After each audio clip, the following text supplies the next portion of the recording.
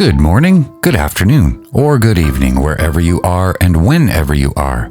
Welcome to Season 3, Episode 3 of the podcast, The Devil and the Deep Blue Me, and I am your host, Rich Bruck. If you've been following along this season, Episode 1 was about the gap between knowing something intellectually and actually living it, and Episode 2 tackled the myth of arrival, this idea that someday you'll finally figure it all out and be done with uncertainty. Today we're diving into the companion truth that makes both of those episodes make sense. Learning is messy, ongoing, and absolutely full of stumbles. And I want to argue that we should celebrate those stumbles instead of being embarrassed by them. I was thinking about this the other day when I completely botched a song that I've been playing for years. I'm talking about a song I could literally play while I was sleeping, that I have performed dozens of times, that I teach students on a regular basis, but I was playing it at this small little club, and for some reason, my fingers just forgot, completely blanked on a chord change that should have been automatic. And now, I had a choice in that moment. I could treat it like evidence that I'm not quite as good a musician as I thought, and that I was somehow failing at something that I'm supposed to have mastered, or I could treat it like it actually was proof that I'm still human, that I'm still learning and still discovering new ways that performance can surprise me. And then that got me thinking about how we talk about learning and expertise in this culture. We have this weird relationship with competence where we expect it to be permanent once it's achieved, where any stumble is seen as evidence that you really don't have it in the first place. But that's really not how any of this actually works. What if stumbling isn't evidence that you're bad at something? What if it's evidence that you're still engaged with it, still pushing boundaries, still willing to try things that might not work? What if the people who never stumble aren't the experts? They are just the people playing it so safe that they never discover what else might be possible. I find myself these days saying something that would have horrified the younger me. I hope I never stop being surprised. Not because I want to be naive or unprepared, but because surprises often mean there's new learning happening, that I'm still awake to the possibilities that I haven't really considered yet. My younger self was extremely obsessed with the idea of mastery as a fortress, this impenetrable state that where nothing could catch you off guard, and where you anticipated every possible scenario and had a perfect response ready. I thought that's what expertise looked like. Never being surprised, never not knowing what to do, and never having to figure things out on the fly. But the more I've actually gotten good at things, teaching, playing music, generally being an adult, the more I've realized that real expertise isn't about eliminating surprises. It's about getting better at dancing with them when they show up. So take playing music with other people. When I started out, I thought the goal was to be so prepared that nothing could throw me off. I'd practice my parts until they were perfect and anticipate every possible change and try to control every variable. And you know what happened? The music was technically correct and completely lifeless. The breakthrough came when I started playing with musicians who were far better than me, who would throw in unexpected changes and who would push the music into territories that I hadn't rehearsed. And at first it was terrifying. I was constantly scrambling to keep up and making mistakes and playing things that didn't quite work, but gradually I started to realize that the scrambling, the mistakes, the not quite working attempts, that was where the music all of a sudden came alive. And I think the same thing is true with life in general.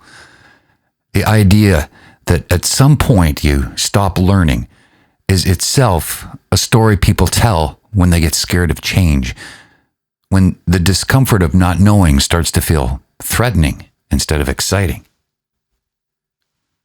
We live in a culture that's simultaneously obsessed with learning and terrified of looking like you don't already know what you're doing. Everyone's supposed to be constantly improving themselves, but heaven forbid you actually look like you're still figuring things out.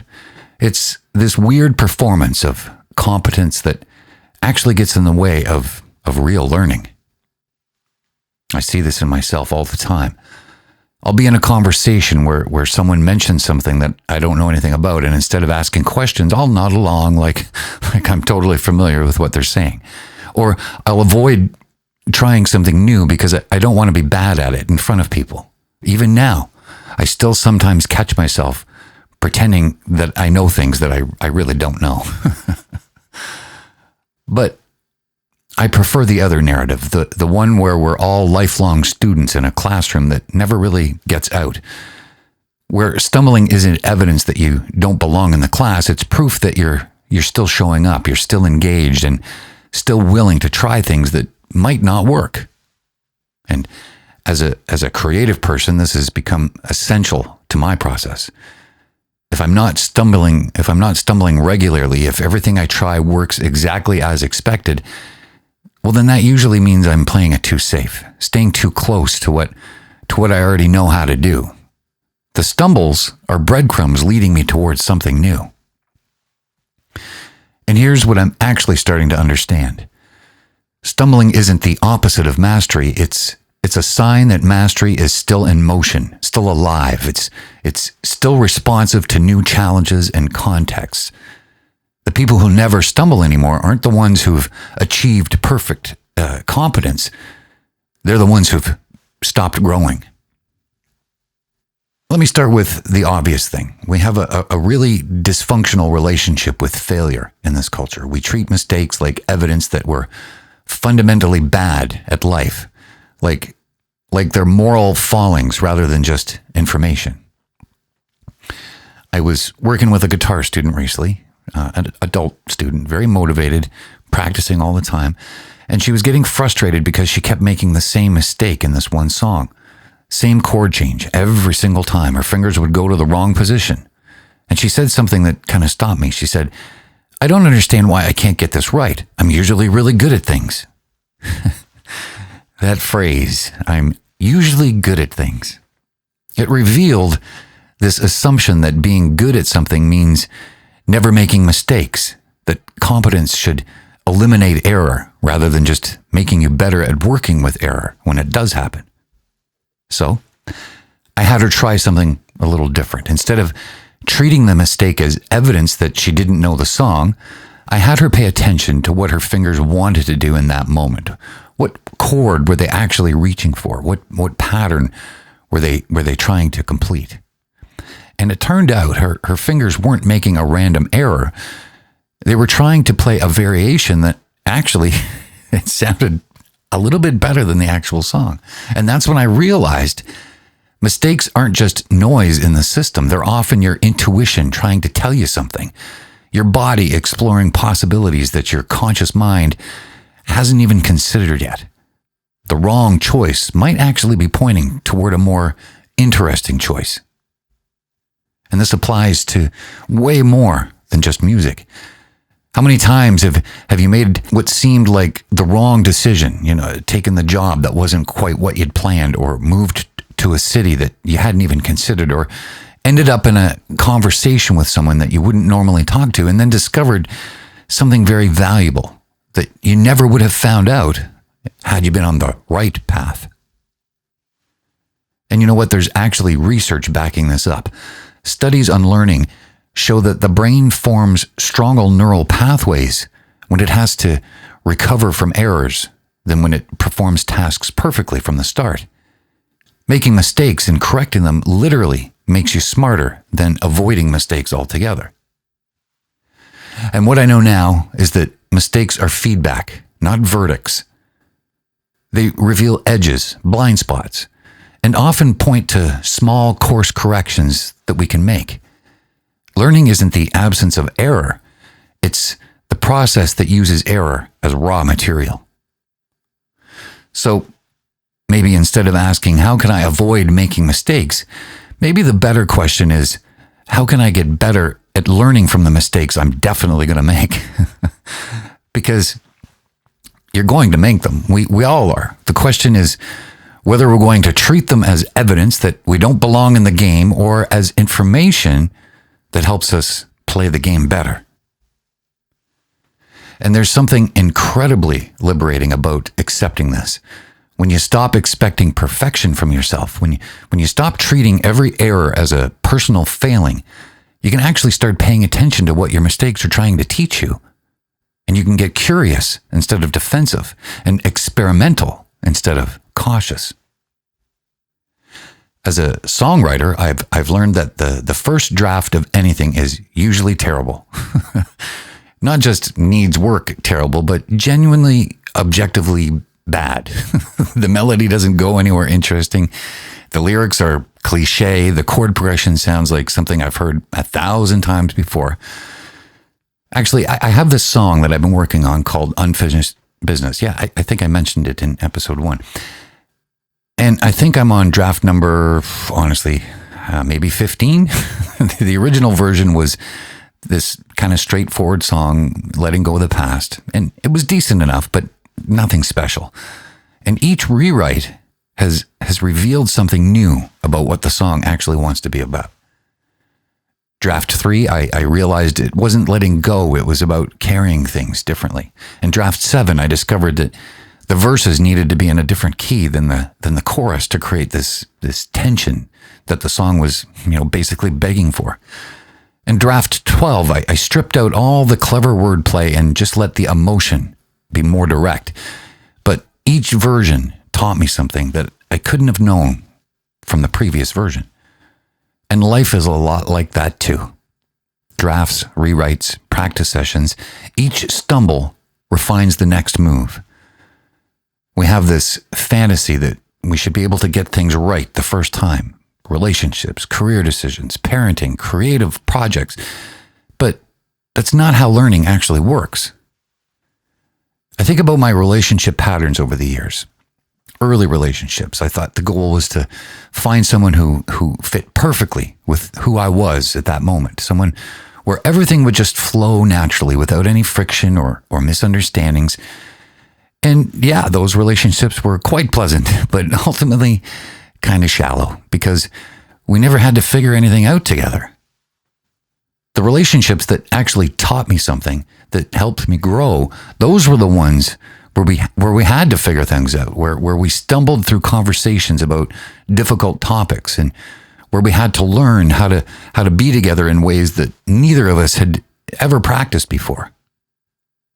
And here's what I've learned from years of creative work. Iteration isn't a sign that you don't know what you're doing. It's how you discover what you're trying to do. The first draft, it gets you started. But it's not supposed to be the final answer. It's supposed to be the beginning of a conversation between you and the work. And the same thing with life decisions. The job you took that wasn't quite right, it taught you something about what you actually need in a work environment. Or that living situation that didn't work out perfectly, it showed you what home actually means to you in ways that you couldn't have known before you had tried it. And here's the beautiful thing about treating life as an iterative process. Small improvements compound over time. You don't have to get everything right all at once. You just have to be willing to notice what's not quite working and then try something slightly different next time.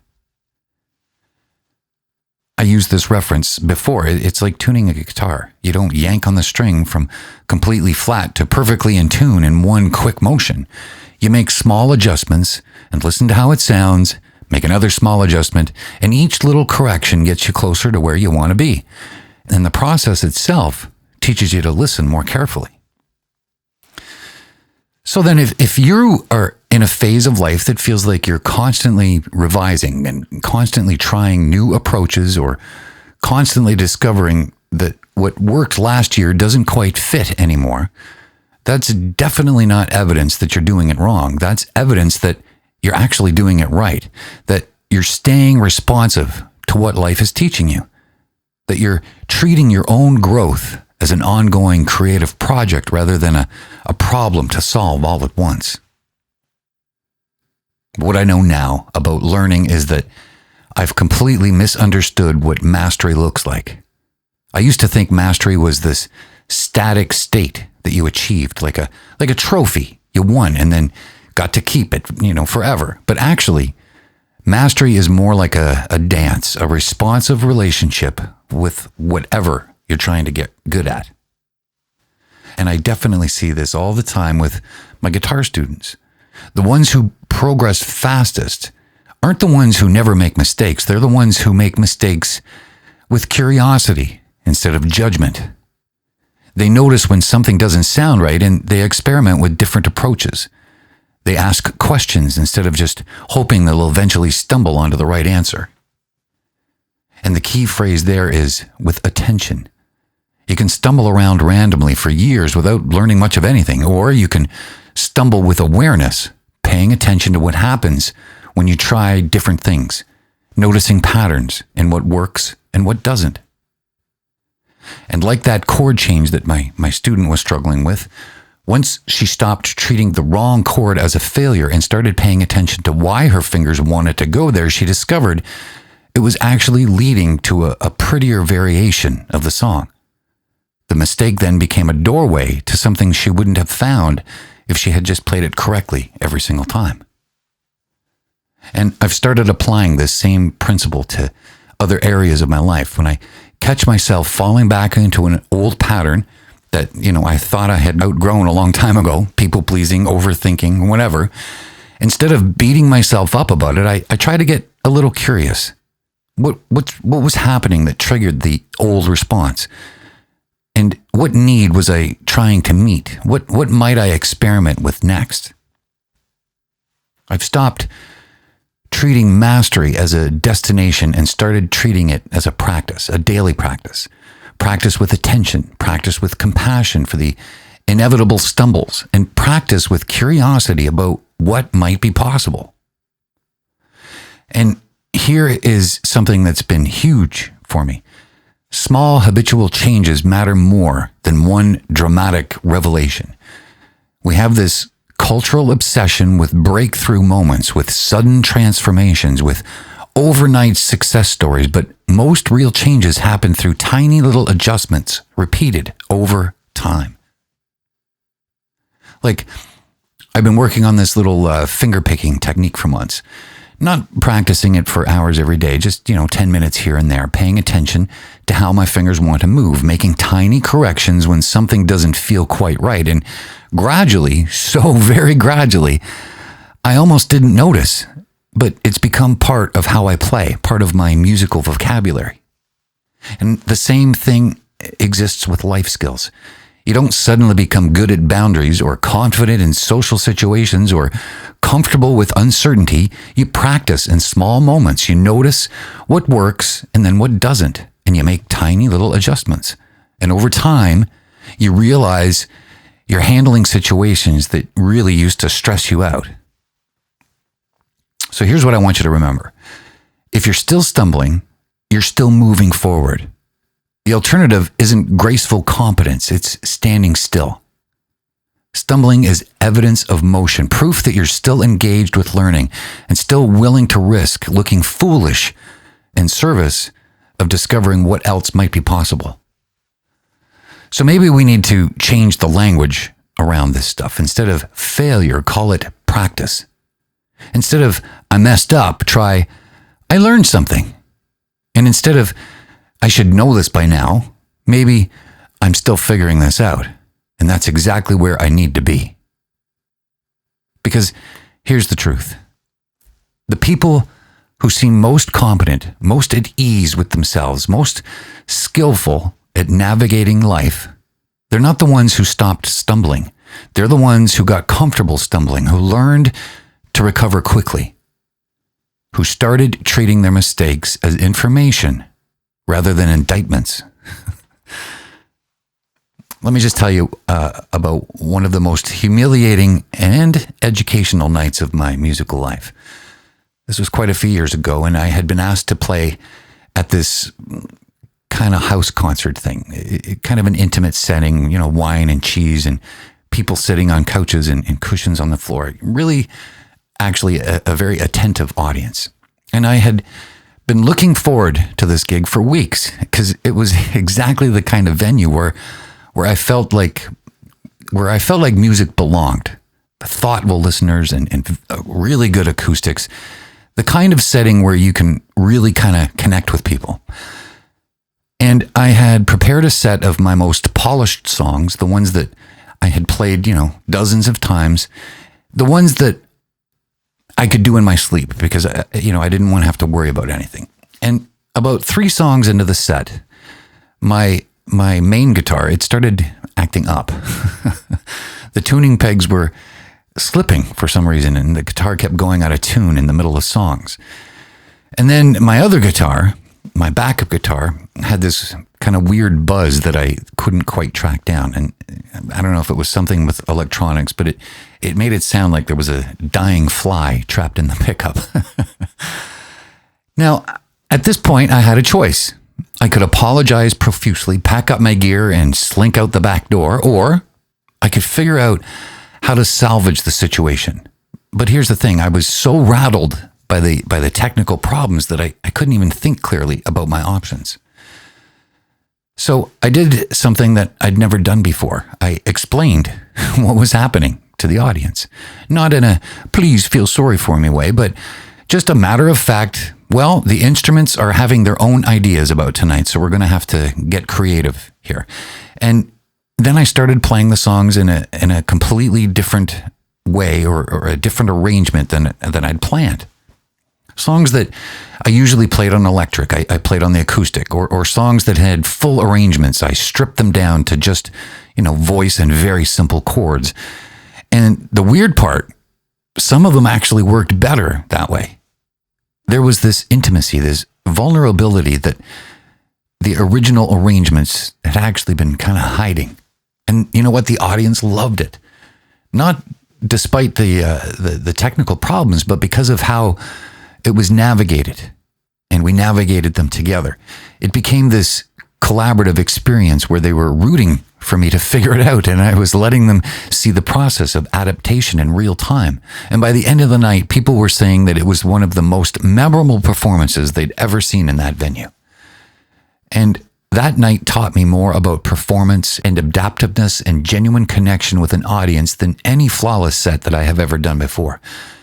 It showed me that what people actually want isn't perfection. It's authenticity, presence, the sense that something real is happening in the moment. But the bigger lesson was about the stumbles in general. What felt like a disaster in the moment turned out to be exactly the kind of experience that builds what I now think of as resilience muscle, the ability to stay present and creative when things don't go according to plan.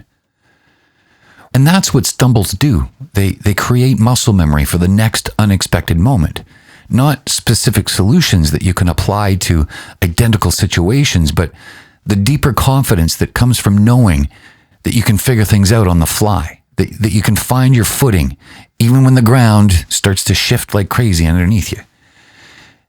And now when I'm preparing for a performance, I still practice the songs until I know them well, but I also try to practice recovering from mistake, adapting to technical problems, staying very present when things go sideways, because I know now that those skills are just as important as knowing the chord changes themselves. And I honestly think that's true for life in general. The goal isn't to build a life so perfect that nothing unexpected ever happens. The goal is to get good at dancing with the unexpected when it does show up, because it's inevitably going to show up, and usually when you least expect it, and certainly in ways that you could never have prepared for specifically. So here's what I want you to take away with all this rambling about learning and stumbling and the ongoing nature of getting good at life. First, if you're worried about stumbling, remember that the alternative isn't graceful competence. standing still. Stumbling is evidence of motion, proof that you're still engaged, still trying things that might not work, and still pushing against the edges of what you know how to do. And second, try changing the language you use with yourself. Instead of, I failed at this, try, I learned something. Instead of, I should know this by now, try, I'm still figuring this out. And instead of treating mistakes as evidence that you don't belong in the game, treat them as information that helps you play the game better. And third, embrace what I'm calling the practiced mindset. You're not trying to achieve some final state of mastery where you never stumble again. You're building skills at stumbling gracefully, at recovering quickly, and at staying curious about what your mistakes are trying to teach you. And fourth, the difference between productive stumbling and just, flailing around randomly is attention. Pay attention to what happens when you try different approaches. Notice patterns. Get curious about why certain things work in some contexts, but not in others. And then finally, you don't have to stumble alone. Some of the most valuable learning happens when you let other people see your process, when you're honest about what you're figuring out instead of pretending that you already have it all sorted out. Look, if you're in a phase where you feel like you're stumbling a lot, where nothing feels automatic or easy, or where you're constantly having to figure things out, remember that that's not evidence that you're doing life wrong. That's evidence that you're still growing, still learning, and still willing to be surprised by what's possible. The stumbles aren't interruptions to your progress. They are your progress, just in a form that doesn't always look like what we think progress should look like. Anyway, now it is time for this week's enRICHment segment, where we explore some of the fascinating facts that might shift how you think about learning and growth. Okay, so first, did you know that baby elephants suck their trunks the exact same way human babies suck their thumbs? But here's the interesting part. They have to learn how to use their trunks, these incredibly complex, versatile appendages that will eventually be able to pick up a single blade of grass or lift a 700-pound log.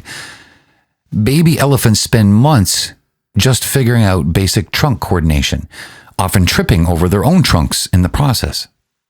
And there's something really kind of cool about that. Even elephants, with all of their intelligence and genetic programming, have to stumble through the process of learning to use their most essential tool. So maybe stumbling is just part of how complex systems learn to work. And the second fact, jazz musicians, their brains show different patterns of activity when they're improvising versus when they're playing rehearsed pieces. During improvisation, the parts of the brain associated with self-censorship and conscious control actually quiet down, while the areas linked to creativity and spontaneous expression begin to light up. And naturally, that fascinates me because it suggests that some kinds of learning happen not through more control, but through less control. Maybe the stumbles, the unexpected moments, the times when our usual patterns break down, maybe those are when we are most likely to discover something new about what we're actually capable of. And I think this one is my favorite for the day. Neuroplasticity research shows that the brain physically changes not just when we learn new skills, but specifically when we make mistakes and then correct them. The neural pathways formed through error correction are actually stronger and more durable than the ones formed through perfect repetition. So in other words, your brain is literally designed to learn from stumbles. The mistakes aren't bugs in your learning system. They are absolute features. They're how your nervous system builds the strongest possible connections, the ones most likely to serve you when conditions change and you really need to adapt. So there you go, from stumbling baby elephants to improvising jazz to the neuroscience of mistake making, everything points to the same truth. Learning is supposed to be messy. The stumbles aren't evidence that you're doing it wrong, they're evidence that you're doing it right. And my quick little music update as it ties in perfectly into today's theme about embracing the stumbling process. I've been experimenting with this finger picking pattern that I mentioned. And it comes from an old blues recording that I'd heard. And it's this intricate thumb and finger combination that creates kind of this rolling hypnotic rhythm. And it sounds really simple when you listen to it, but trying to coordinate all the moving parts, it's actually been, I've actually been stumbling through it for weeks. And at first I was getting very frustrated with how clumsy it sounded and how my timing was off and how my fingers kept getting all tangled up. But then I remembered, what I've been talking about. This stumbling is part of the process. It's not a problem to eliminate. So I started recording my practice sessions, not to create anything polished, but just to document the process and then listening back. And I noticed something. Very, very interesting, actually. Some of my mistakes were actually creating rhythmic variations that were a little more interesting than the original pattern. My fingers were finding their own way through the technique, discovering possibilities that weren't actually in the original recording. So instead of trying to play it exactly like the recording, I'm letting it evolve into something that fits my hands and my style and my musical instinct. I mean, it still sounds clumsy sometimes, but it's my kind of clumsy, It's teaching me something about my own musical voice that I couldn't have learned by playing it correctly. I'm actually thinking about including some of these works in my upcoming episodes. Not the polished final versions, but the stumbling toward something versions. Because I've said it before, there's something very honest and vulnerable about letting people hear this process. The exploration and the beautiful mess of learning something new. So if you'd like to follow along with these musical experiments or my final finished polished songs, you can always find links to my Spotify or Apple or wherever you stream from. Right here on YouTube. And if you're currently listening on YouTube, please subscribe. And you'll be able to catch these little behind-the-scene glimpses of how songs develop from stumbles into something more intentional.